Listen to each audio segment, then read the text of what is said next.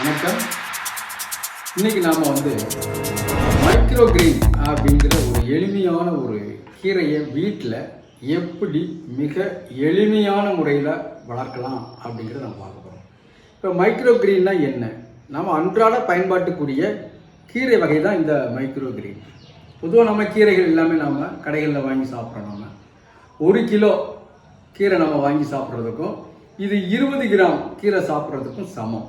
அப்போ அதனுடைய micro nutrient நம்ம உடல்நலத்திற்கு மிகவும் நல்லதாக பயன்படுகிறது. அதாவது பொதுவாக மைக்ரோன்னு சொல்கிறோம். நம்ம பேருணவு, நுண்ணூட்டச்சத்துன்னு சொல்லி நம்ம தாவரத்துக்கு நாம் உணவு கொடுக்குறோம், உரங்களாக கொடுக்குறோம். அதே வகையில் தான் இது நாம் மைக்ரோ பொதுவாக 12 நாளில், அதாவது நல்லா 7 முதல் 10 நாட்குள்ள வளர்ந்த இந்த இளம் தளிர்களை நாம் உணவாக பயன்படுத்துவது தான் மைக்ரோ கிரீன். இது நம்ம எளிமையான வீடுகளில் சின்ன இடங்களில் ஒரு குறிப்பிட்ட ஒரு 2 அடி எடி இருந்தால் கூட, இப்போ இது பார்த்தீங்கன்னா நமக்கு 1 அடி ஸ்கேல் இருக்கக்கூடிய ஒரு தட்டிலோட நம்ம ட்ரே மாதிரி வச்சு கூட நம்ம வீட்டில் மிக எளிமையான முறையில் நாம் வளர்த்து நல்ல பலனை நாம் பெறலாம். இதில் இருக்கக்கூடிய சத்துக்கள் இல்லாமல் அந்த நுண்ணூட்ட சத்துக்கள் நம்மளுடைய உடல் வளர்ச்சிக்கு மிகவும் உறுதுணை புரிகிறது என்பது அறிஞனுடைய கூற்றாக இருக்கிறது. இப்போ நாங்கள் கடந்த வருடம் சென்னை சென்றிருந்த போது கிண்டி பகுதிகளிலிருந்து நாம் ஒரு சில ஹோட்டல்களை சுற்றி பார்த்து அங்கே சாப்பிட்டு வரும்போது அங்கே இந்த மைக்ரோ கிரீன் சம்மந்தப்பட்ட உணவுகள் விரும்பிய ஏகப்பட்ட நபர்கள் ஜூஸ் சாப்பிட்டுட்டு இருந்தாங்க. அப்போ அங்கே என்னன்னு கேட்கும்போது பார்த்தீங்கன்னா இது கோதுமை புல் அப்படின்னாங்க. அந்த கோதுமை புல்லை அப்படியே நம்ம கட் பண்ணி டப்பாவில் போட்டு வச்சுருக்காங்க. நேரடியாக என்ன செய்கிறாங்கன்னா எடுத்து போட்டு அப்படி ஜூஸ் மாதிரி பண்ணி அதில் வேறு எந்த விதமான ஜீனியோ மற்ற இனிப்பு பொருளோ கலக்காமல் அப்படியே கொடுத்துட்றாங்க. அதே மாதிரி இந்த கேக்கு மற்ற பல்வேறு பொருட்களுக்கு மேலே கூட ஸ்லைஸாக தூவி உடனே கொடுக்குறாங்க. அது நல்லா இருக்குது அப்படின்னு சொன்னாங்க. பொதுவாக நகரங்களில் இது மிகவும் பிரபலமடைந்து வருகிறது. இது எதற்காக நம்ம பயன்படுத்துகிறோம் உடல்நலத்துக்கு அப்படின்னா, சர்க்கரை நோயாளிக்கு ஒரு சிறந்த நல்ல ஒரு இணை உணவாக பயன்படுகிறது. ஒரு எளிமையான உணவு, ஜீரணிக்கக்கூடியது. இதுபோக ரத்தத்தில் இருக்கக்கூடிய இந்த ஹீமோகுளோபின் அதிகரிக்கக்கூடிய வகையில் இதனுடைய செயல்பாடு இருப்பதால் தற்பொழுது இதனுடைய பயன்பாட்டு விகிதம் அதிகரித்தே வருகிறது. இதே மாதிரி லாப நோக்கத்தோடு நாம் செய்தாலும் நல்ல பலனை பெறலாம். இப்போ பொதுவாக நம்ம 20 ரூபாய்க்கு செலவழிச்சா கூட 200 ரூபாய்க்கு நம்ம அதனுடைய லாபத்தை சம்பாதிக்கலாம். இப்போ வெளி மார்க்கெட்டில் அமேசானோ மற்ற பிரபல பன்னாட்டு கம்பெனிலிருந்து நாம் இதனுடைய பொருட்களை நீங்கள் நம்ம சர்ச் பண்ணி பார்த்தா போதும், 1 கிலோ 2000 ரூபாய்க்கு விற்கிறாங்க. 1 கிலோ அந்த 1 கிலோ வாங்கி இவங்க 200 கிராம் பாக்கெட்டாக விற்கிற போது ஒரு நாளைக்கு 2 நேரம், காலையில் அல்லது இரவு நேரத்தில் 2 நேரம் ஒரு ஜூஸ் மாதிரி பண்ணிவிட்டு தான் உடல் நலம் நன்றாக உள்ளது அப்படின்னு சொல்லி நிறைய விரும்பி சாப்பிடக்கூடிய வகையில் இந்த கீரை வகையில் தற்பொழுது பிரபலமாகி வருகிறது. இது நாம் என்னென்ன வீடுகளில் என்னென்ன செய்யலாம் அப்படின்னு கேட்டால், வீடுகளில் வெந்தயம் இருக்குது. வெந்தயத்தை நாம் நல்லா பயன்படுத்தலாம். வெந்தயம் அருமையானது, சர்க்கரை நோயாளிகளுக்கு மிகவும் அற்புதமானது. அதே மாதிரி கம்பு கூட நம்ம முளைக்கட்டி சாப்பிடுவோம். அதே மாடல் தான். அந்த முளைக்கட்டி நாம் 8 நாளில் நம்ம அறுவடை பண்ணி அந்த மேல் உள்ள அந்த இலைகளை நாம் கீரையாக நாம் சாப்பிடுகிறோம். அதே மாதிரி கோதுமை, இந்த கோதுமையிலேருந்து இதே மாதிரி இப்போ நம்ம வளர்த்து வைத்துக்குள்ள அந்த பகுதி கோதுமை. இந்த கோதுமை புல்லேருந்து நாம் ஜூஸ் எடுத்து சாப்பிடலாம். அதே மாதிரி கடுகு, இதில் உளுந்து இருக்குது. இது கடையில் வாங்கப்பட்ட தனி கடுகை மட்டும் நாம் பண்ணி நாம் இந்த மாதிரி மைக்ரோ கிரீனை நாம் உருவாக்கலாம், வீட்டிலே உருவாக்கலாம். அதை உருவாக்குறதுக்கு எப்படி அப்படின்னு கேட்டால், முதல்ல இப்போ இந்த கோதுமை இருக்குது அப்படின்னா இந்த கோதுமையை நம்ம என்ன செய்யணும் அப்படின்னு கேட்டால், ஒரு 10 மணி நேரம் அல்லது 12 மணி நேரம் ஒரு இதில் போட்டு நாம் ஊற வைக்க வேண்டும்.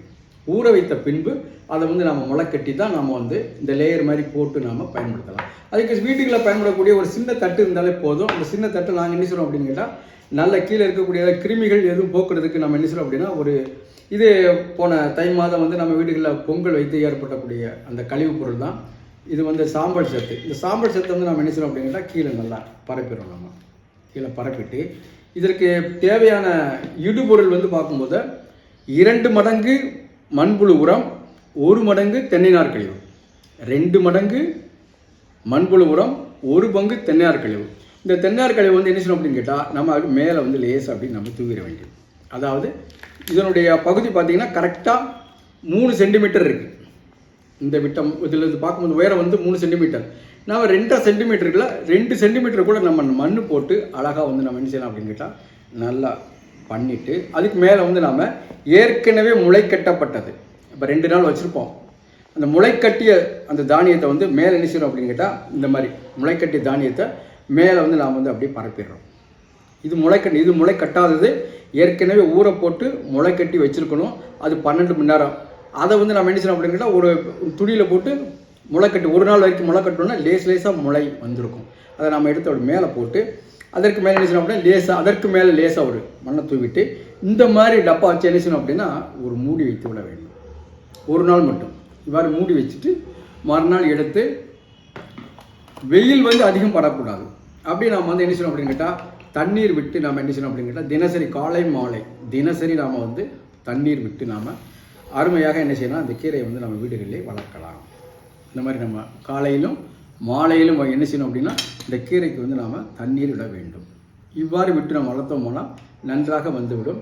இதை வந்து 7 நாள் அல்லது 8 நாளில் கத்தரிக்கோல் வைத்து நம்ம நன்றாக வெட்டி சுத்தம் செய்து அப்படியே மிக்சியில் போட்டு சாப்பிட்டால் உடல் நலம் நன்றாக இருக்கும். எனவே வீட்டில் இருக்கக்கூடிய சின்ன சின்ன இடங்களில் இந்த மாதிரி மைக்ரோ கிரீன் வளர்த்து நம் உடல் நலம் பெருக வேண்டுகிறோம். நன்றி, வணக்கம். இதுவரை நீங்கள் கேட்டு மகிழ்ந்தது சிறிய கீரை தாவரங்களான மைக்ரோ கிரீன் வளர்ப்பு முறைகள்.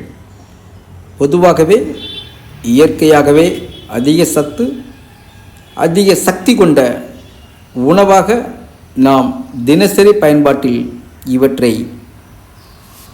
பயன்படுத்தி நல்ல பலனை பெறலாம். Vitamin A, vitamin K, vitamin C, vitamin E மற்றும் பீட்டா கரோட்டின், இரும்பு சத்து, கால்சியம் சத்து, மெக்னீசியம், நியாசின் போன்ற சத்துக்கள் கொண்ட இந்த கீரை வகைகளை நாம் உணவில் பயன்படுத்த வேண்டும். இரத்த சோகை, உடல் எடை குறைவு, நோய் எதிர்ப்பு, கல்லீரல் நரம்பு நோய், மஞ்சள் காமாலை, உடல் தளர்ச்சி ஆகிய நோய்களையும் குணப்படுத்தும் அற்புதம் வாய்ந்த இந்த கீரைகளை நம் உணவில் தினசரி பயன்படுத்தி உடல் நலம் பெறுவோம். கோவில்பட்டி இசை எஃப்எம் நிகழ்ச்சிக்காக கோ சுரேஷ் குமார்.